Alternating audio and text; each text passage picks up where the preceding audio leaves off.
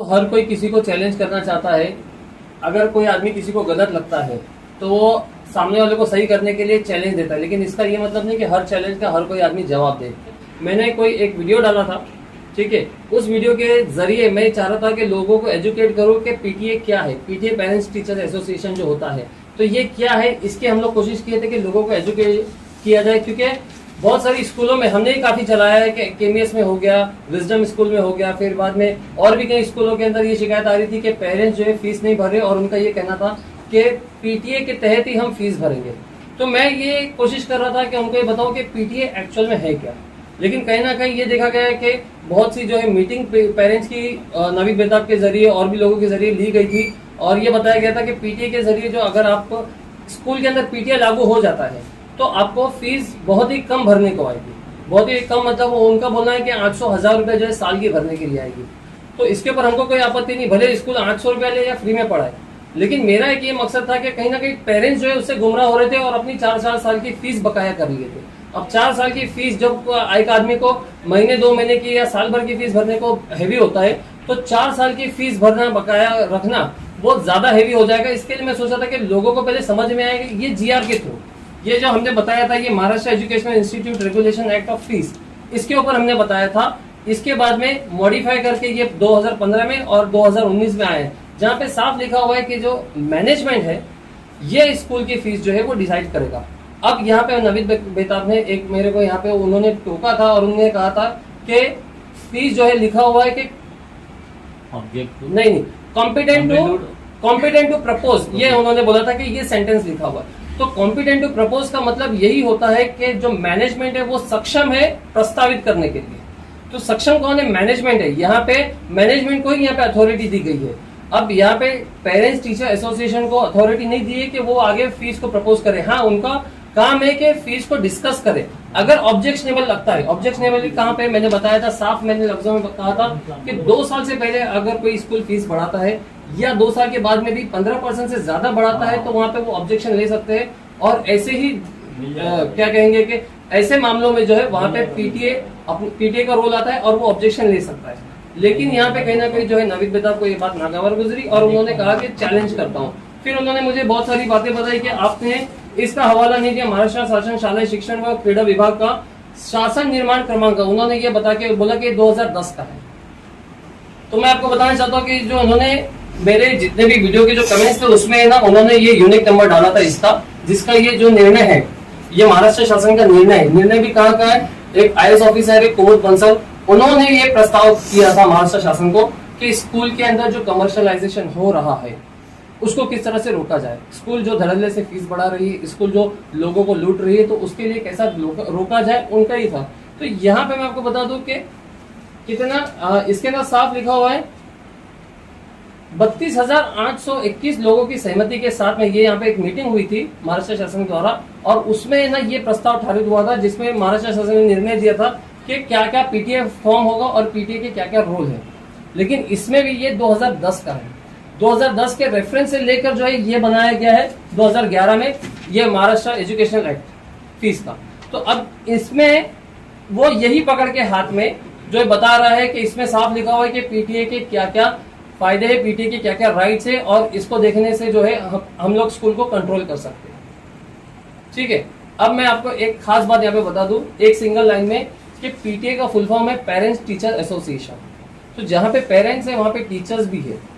दूसरी एक बात कि जब कमेटी फॉर्म होगी, एग्जीक्यूटिव कमेटी जब फॉर्म होगी तो एग्जीक्यूटिव कमेटी फॉर्म होने के बाद में जो उसका चेयरपर्सन रहेगा वो है प्रिंसिपल। प्रिंसिपल मतलब स्कूल का जो है स्कूल की अथॉरिटी पे आ गया।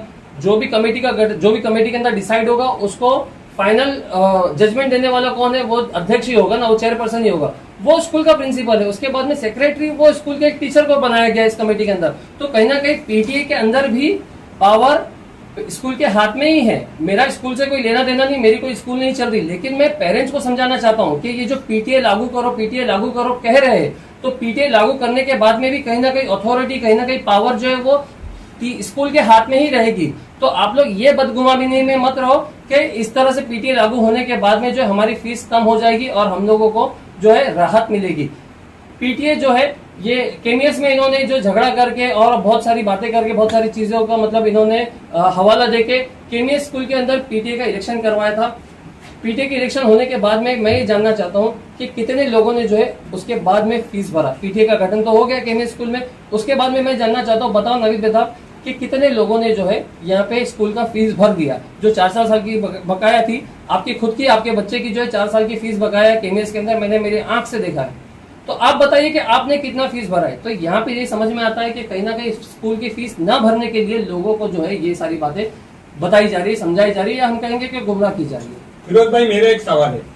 नवेद बेताब ने अपनी वीडियो में ये कहा था कि फिरोज मेमन के बाप का कानून नहीं है, तो मैं ये पूछना चाहता हूँ, क्या उनके बाप, नवेद बेताब के बाप का कानून है, या फिर किसी भी व्यक्ति पर इस तरह की जो टिप्पणी होना चाहिए या नहीं होना चाहिए? देखो, ये बात करके तो नवीद बेताब ने खुद बता दिया है कि वो कितने बदतमीज है, कितने बड़े जाहिल है, पढ़े लिखा जाहिल हम कहेंगे, क्योंकि इस तरह की जो बातें करना है, हमने पूरे वीडियो में हमने किसी का नाम नहीं लिया था, हमने खाली बताया था कि इस तरह से लोगों को गुमराह किया जा रहा है। मैं अभी रिपीट कर रहा हूँ, मैं अभी भी बता रहा हूँ कि मैं सारे पेपर लेके बैठा हूँ जिनका वो चिल्ला चिल्ला के बता रहे थे, लेकिन उसके बावजूद भी मैं अभी बोलूंगा कि यहाँ पे नवीद बेताब की मेंटेलिटी समझ में आती है कि अपनी बात को मनवाने के लिए किस तरह से जो है किन अल्फाजों का जो है इस्तेमाल किया जाता है। तो ये सब आप लोगों ने सुना, तो हम उस लेवल पे जाना नहीं चाहते और इसीलिए हमने कोई डिबेट नहीं किया, क्योंकि ऐसे आदमी से बात करके क्या फायदा जो कि बदतमीजी पे उतर रहा है। जब वो देखेंगे कि उनका पक्ष जो है जा रहा है तो वो बदतमीजी पे उतर आएंगे। तो ऐसे आदमी से बात करने से तो बेहतर है कि हम बात ही नहीं करें और ना कोई डिबेट करें। लोगों को हमने अपनी जानकारी दी थी, अब जिसको जो समझ में आता है, अगर किसको लगता है कि हम गलत बोल रहे हैं तो किसी एडवोकेट के पास जाइए, किसी एजुकेशनल स्पेशलिस्ट के पास जाइए, या शिक्षण मंडल में जाके जो है इसकी जानकारी ले सकते हैं। फिरोज भाई, नवेद बेताब है और उनका जो फेक नकली आईटी सेल है वो चिल्ला रहे कि आओ डिबेट करो, या इसके बाद अगर वो कुछ वीडियोस बना दे तो उस पर आपका क्या रिस्पॉन्स होगा? देखो, ये नवीद बेताब है ना, उनका नाम बहुत सही है, क्योंकि उनकी बेताबी जान ही रही है किसी भी तरीके से। तो वो इतने बेताब है ना अपनी बातों को मनवाने के लिए, तो इसमें उनका पूरा आईटी सेल जो है, जो उनके साथ में जो कौन से लोग हैं, बस जो ये चाह रहे कि हमारी भी फीस माफ हो जाए, जिनको फीस भरना नहीं है, बस वही लोग जो है उनके साथ में है। तो वो लोग यही चाह रहे हैं कि किसी तरह से हमारी फीस माफ हो जाए, तो वो उनका सपोर्ट कर रहे हैं, वो उनका आईटी सेल बन के बैठे। आप देखोगे तो हमारे जितने भी वीडियोस है, जितने नेगेटिव कमेंट है सेम आईडी से है, और उनकी वीडियो पे जितने पॉजिटिव कमेंट है सेम आईडी से। मतलब ये समझ में आ रहा है कि कहीं ना कहीं जो है यहाँ पे उनका आईटी सेल काम कर रहा है। तो आगे भी ऐसे 10 वीडियो बनाने दो, उससे कोई फर्क नहीं पड़ता। इंशाल्लाह हम हमारी जनता को, हम हमारे जो व्यूवर्स है उनको सही बात पहुंचाने के लिए हम ये करेंगे। अगर जहां हमारे से गलती होती तो हम उसके लिए माफी मांगने के लिए भी तैयार है, और हमने बहुत सारे वीडियोस में किया है जहाँ पे हमारे से जो है मिस्टेक हुई, जहाँ पे चूक हुई। लेकिन कहीं ना कहीं ये बात जो आ रही है ये कौम के ऊपर नहीं, ये पूरे समाज के ऊपर आ रही है कि लोगों को किस तरह से गुमराह किया जा रहा है। फिरोज भाई, भिंडी शहर में कारपोरेशन की जितनी भी स्कूलें हैं वो एकदम खस्ता हालत में, उनकी पढ़ाई वगैरह का कुछ अपडेट नहीं है। इसके लिए मजबूर जो अपने प्राइवेट स्कूल में बच्चे को पढ़ने के डालते, लोगों का ये कहना है कि वहाँ पे फीस बहुत ज्यादा है। तो इस फीस और उसके लिए ये जो नवीद बेताब ने जो चलाया है, तो उसके लिए आप क्या ये चीज जानना चाहेंगे, बताएंगे कि वो फीस ज्यादा ले रहे हैं स्कूल वाले, इसके लिए लोगों ने ये काम करना चालू किया मिस गाइड? देखो, कोई भी एक स्कूल की जो फीस होती है, ये इसके अंदर जो बताया गया है, ये महाराष्ट्र एजुकेशन इंस्टीट्यूट एक्ट, फी रेगुलेशन एक्ट, तो इसके हिसाब से जो स्कूल की फीस है प्राइवेट स्कूल की, वो होनी चाहिए। स्कूल की लोकेशन, स्कूल का इंफ्रास्ट्रक्चर, स्कूल की जो फैसिलिटी है, स्कूल की जो एमिनिटीज है, वो बच्चों को क्या प्रोवाइड कर रही है, उसके हिसाब से एक स्कूल की बेसिक फीस तय होनी चाहिए। ठीक है। और जब कोई आदमी, बच्चा जो एडमिशन लेता है स्कूल के अंदर, मतलब जो एक पेरेंट्स अपने बच्चे को डालता है, तो वो अपनी फीस, स्कूल की फीस देख के ही डालता है। अब रिलायंस की जो 2.5 लाख रुपए फीस है, तो आप वहां क्यों नहीं जाते, वहां जाके चिल्लाओ पीटीए। ऑलसेन में जो है 60,000 रुपए फीस है, आप वहां पे जाके चिल्लाओ पीटीए। नहीं, आपने जब यहाँ पे स्कूल में डाला है तो आपने स्कूल का बेसिक जो है स्ट्रक्चर, फीस स्ट्रक्चर देख के ही डाला होगा, आपने उसको एग्री किया तभी डाला है ना आपने। अब मैं तो बोलता हूँ कि जितने भी पेरेंट्स वहां पे खड़े, उसमें से एक भी जो है एडमिशन लेने के लिए कहीं भी ऑलसेन में या कहीं और नहीं गया होगा। क्यों नहीं गया होगा? क्योंकि उनको मालूम है कि हमारी कैपेसिटी या हमारी जो लायकात है वो कहाँ है, तो इसके लिए वो हिसाब से वो लोग गए होंगे। ठीक है, मैं उसके ऊपर ये नहीं कर रहा, तंज नहीं कर रहा। लेकिन अब इसके बाद में ये चाह रहे हैं कि वो जो 10,000 रुपए जो आपने एग्री किया था वो भी कम हो गए, 1,000 और 800 रुपया हो जाए, तो ये कहीं ना कहीं जो है ये लोगों को मिसगाइड करने की ही बात है। और दूसरी बात ये है कि अगर आपको लगता है नवीद बेताब कि आप सही कर रहे हो और जिस तरह से आप बोल रहे हो उस तरह से फीस कम हो जाएगी, तो मेहरबानी करके आप एक स्कूल चालू करो और उसके अंदर पीटीए के मुताबिक सबसे पहले पीटीए गठन करो, उसके बाद में स्कूल चालू करो, और स्कूल चालू करने के बाद में उसी के मुताबिक आप जो है वहाँ पे फीस रखो, और जो टीचर्स है उनकी सैलरी भी फिर आप डिसाइड करो कि वो 800 रुपए जो बच्चा देगा साल का, तो उसके हिसाब से टीचर की क्या फीस होगी और उस टीचर की क्या सैलरी होगी, और उस सैलरी के ऊपर कौन सी क्वालिटी की टीचर्स आपको पढ़ाने के लिए आएगी आपके स्कूल में, ये सारी चीजें आप डिसाइड करो और एक मिसाल बनो। मैं तो कहूंगा कि भिवंडी के अंदर एक मिसाल बनो कि आप इतने कम खर्च में अगर कोई चलाते हैं 4-5 साल अगर आपने स्कूल चला दी तो डेफिनेटली आपको देखकर जो है एक पूरा रिवॉल्यूशन खड़ा होगा भिवंडी के अंदर, और लोग आपके साथ में जुड़ेंगे। बाकी की स्कूलों को भी झक मार के जो है अपनी फीस कम करनी पड़ेगी। कि उसमें पत्रकारों का आरोप लगाया कि वो कुछ भी पैसे की मांग नहीं करते न्यूज के लिए, क्या है सच है, क्या कहेंगे इस बारे में? नहीं, ये तो नवीद बेताब का एक व्यक्तिगत मामला है कि वो पत्रकारों को किस नजर से देखते हैं, और उस वीडियो के जरिए समझ में आ गया था कि उनकी नजर में कोई भी पत्रकार ठीक नहीं है, और इसीलिए फिर तुरंत इसके बाद में जो उन्होंने मेरे पर भी इस तरह का हमला किया और मेरे बाप के ऊपर उन्होंने अपने नाम निकाला, मतलब इस तरह की बातें की। तो इससे समझ में आता है कि नवीद बेताब जो है वो उनकी नजर में पत्रकारों की कोई इज्जत नहीं, कोई वैल्यू नहीं है। अगर होती तो वो इस तरह की बातें नहीं करते, पहली बात। और दूसरी बात, उसके बाद में भी वो चाहते हैं कि पत्रकार जो है उनको कवर करे, मुफ्त में आके जो है उनकी इंटरव्यू चलाए और ये करे, क्योंकि अभी उनको इलेक्शन में खड़ा होना है। लेकिन ऐसा आदमी क्या इलेक्शन में खड़ा हो सकता है जो इतनी बदतमीजी करता है, जो मीडिया को, जो शहर का जो हाल आपके सामने रखती है उनके साथ में इतनी बदतमीजी करता है, उनके बाप भाई निकालता है? तो ऐसे आदमी से आप क्या उम्मीद करते हो कि वो इलेक्शन में अगर जीत गया तो आप लोग के साथ में कितनी बदतमीजी करेगा, अपने वार्ड के अंदर वो किस तरह से लोगों के साथ में रहेगा? ये सबसे बड़ा एक क्वेश्चन यहाँ पे खड़ा होता है। फिरोज भाई, एक आखिरी सवाल। उन्होंने तो वोटर्स को भी जो है बोला था वोटर्स ही बिका रहे थे और 200 रुपए में वोटर्स बिकते हैं। जी, मैं कहूंगा कि नवीद बेताब जैसा नेगेटिव आदमी मैंने आज तक नहीं देखा, क्योंकि आप अगर उनसे सॉल्यूशन मांगने के लिए जाओगे ना तो वो आपको ना प्रॉब्लम गिनाने लग जाते हैं। मैंने एक बार उनसे पूछा था कि हमारी कौम के जो नौजवान है तो उनको फिलहाल क्या करना चाहिए अपने आप को अपग्रेड करने के लिए, अपने आप को आगे आने के लिए, अपने पैरों पे खड़े करने के लिए, तो उन्होंने क्या जवाब दिया पता है? ये मेरे लाइव डिबेट पे है, मैं आपको बता दूंगा चाहिए तो। उन्होंने कहा कि इनको तो खाली सोने दो, इनको तो सोने से फुर्सत नहीं है, ये लोग सारे बेहिश हो गई है कौम, इनको तो सोना जानता है। मतलब एक आदमी को अगर आप सोल्यूशन पूछ रहे हो तो वो लोगों को जो है इस तरह से क्या कहेंगे, नेगेटिविटी लोगों की बता रहे हैं।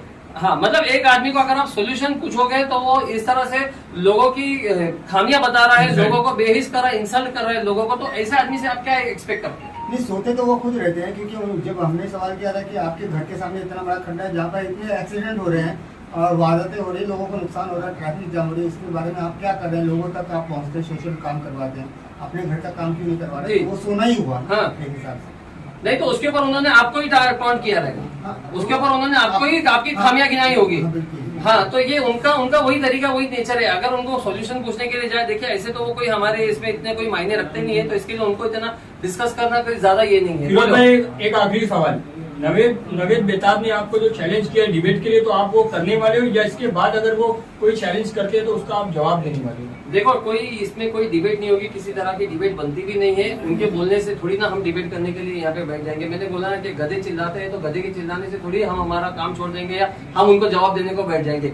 ये जवाब भी मैं इसलिए दे रहा हूँ क्योंकि उन्होंने जो है हमारे वालिद साहब के ऊपर जो है बात करी थी, इसके लिए मैं सोचा था कि ये इसका बात का जवाब देंगे। बाकी नवीद बेताब जैसे ऐसे कितने लोग चिल्लाएंगे, थोड़ी हम हर एक को जवाब देते बैठेंगे। तो इसके आगे कोई डिबेट नहीं होगी। आपको जो वीडियो बना के डालना है, हमारी बुराई करो, अच्छाई करो, हमको दलाल बोलो या हमको पैसे खाने वाला बोलो, जो भी आपको बोलना है आप बोल सकते हो। उसके लिए मतलब यू आर फ्री। आपको जबान दी है और हमने देख लिया वीडियो के अंदर कि किस तरह से आपकी जबान चलती है, तो उससे वो जग जाहिर है पूरी भिवंडी जो है आपकी जबान से जो है वाकिफ है। तो इसके लिए इसके आगे ऐसे आदमी के साथ में डिबेट करना कोई तुक नहीं बनता। तो ऐसे में लेकर के आप जनता को क्या, भिवंडी की जनता जो उनके डिबेट को जो देख रही है, तो उनको क्या संदेश देना चाहिए? नहीं, मैं कोई इतना बड़ा आदमी नहीं हूँ कि मैं किसी को संदेश दूं। मेरा काम है लोगों तक जागरूकता पहुंचाना और मैं वो करता रहूंगा। संदेश देना जो है वो मेरा काम नहीं है। मैंने बस चाह रहा था कि लोग गुमराह होने से बचे। अगर उसके बावजूद भी कोई उनके साथ में जाना चाहता है तो वो उनकी इच्छा है, देश आजाद है, वो कुछ भी कर सकते हैं। वीडियो को लेके कहीं उनका ये उपदेश तो नहीं अपने चैनल को बढ़ावा देना, सब्सक्राइबर बढ़ाना? वो हो सकता है जिस तरह से वो लोगों के